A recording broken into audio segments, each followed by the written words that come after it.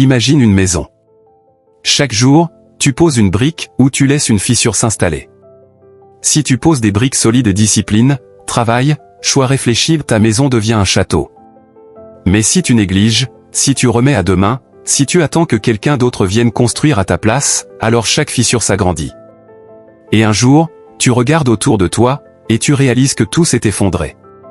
La vérité est simple, soit tu prends ta vie au sérieux, soit tu la regardes s'écrouler sous tes yeux. Personne ne viendra te sauver. On nous a fait croire que quelqu'un viendra. Que ce soit l'État, la famille, un ami riche, ou un miracle tombé du ciel. Mais regarde bien autour de toi, personne ne viendra. Ta vie, c'est ton chantier. Si tu ne poses pas tes briques, si tu ne prends pas la pelle, si tu n'acceptes pas la poussière et la sueur, rien ne bougera. Tu peux prier, espérer, rêver. Mais tant que tu ne bouges pas, tout restera pareil. Le monde n'attend pas. Et pire encore, si tu ne prends pas ta vie en main, quelqu'un d'autre décidera pour toi. Ton patron, ton entourage, la société. 2. Les petits choix qui détruisent ta vie sans bruit. La vie ne s'effondre pas en un jour. Elle s'effondre goutte après goutte. Juste 5 minutes sur TikTok deviennent 3 heures. Je commence demain la salle, et demain devient 3 ans. Je n'ai pas le temps de lire aujourd'hui, et 10 ans plus tard tu n'as rien appris. Chaque petite décision compte. Ta vie est une addition de micro-choix. Et ces choix construisent ou détruisent. Une maison ne s'écroule pas d'un coup. Les fissures commencent petites. Invisibles. Mais parce qu'on ne les a pas réparées, elles finissent par tout faire tomber. 3. La discipline, ton armure. Si tu n'as pas de discipline, tu n'as pas d'avenir. Point final. La discipline, c'est ce qui t'empêche de céder à la paresse. C'est ce qui te fait te lever quand ton lit te retient. C'est ce qui t'oblige à ouvrir un livre quand Netflix t'appelle. Regarde les athlètes. Les grands entrepreneurs. Les leaders. Ce ne sont pas des gens chanceux. Ce sont des gens disciplinés. Ils font ce qu'ils doivent faire, même quand ils n'ont pas envie. Pose-toi cette question, est-ce que tu agis seulement quand tu en as envie? Ou est-ce que tu es capable d'agir même quand tout ton corps dit non? La différence entre ceux qui réussissent et ceux qui s'effondrent, c'est la discipline. 4. Les excuses, la maladie invisible. Tu sais ce qui détruit plus de vies que la pauvreté, la maladie ou même la guerre? Les excuses. Je n'ai pas le temps. Je n'ai pas d'argent. Je commence demain. Ces phrases sont des poisons doux. Elles te calment aujourd'hui, mais elles tuent ton avenir. La vérité? Personne n'a jamais eu le temps. Personne n'a jamais eu assez d'argent. Ceux qui réussissent n'avaient pas plus de moyens que toi. Mais ils ont trouvé des raisons d'agir plutôt que des excuses pour attendre. 5. Ton temps est ton plus grand trésor. Ton temps est la seule chose que tu ne récupéreras jamais. Tu peux perdre de l'argent et en regagner. Tu peux perdre un travail et en trouver un autre. Mais une seule minute de ta vie perdue est perdue pour toujours. Fais le calcul, 1 heure par jour gâchée égale 365 H par an. C'est 15 jours entiers. Imagine ce que tu aurais pu construire avec ça.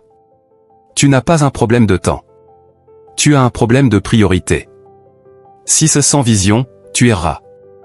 Tu ne peux pas prendre ta vie au sérieux si tu ne sais même pas où tu veux aller. Une personne sans vision, c'est comme un bateau sans gouvernail. Le vent souffle, les vagues t'emportent, et tu finis n'importe où. Assieds-toi. Écris. Où veux-tu être dans 1 an? Dans 5 ans? Dans 10 ans? Santé, finances, relations, spiritualité. Mets des mots sur tes rêves, sinon ils restent des nuages. 7. Ton entourage construit ou détruit ta maison. Regarde tes 5 amis les plus proches. Ils sont le miroir de ton futur. Si tu traînes avec des gens qui se moquent de l'effort, qui rient de l'ambition, qui passent leur journée à critiquer, devine quoi? Tu vas finir pareil.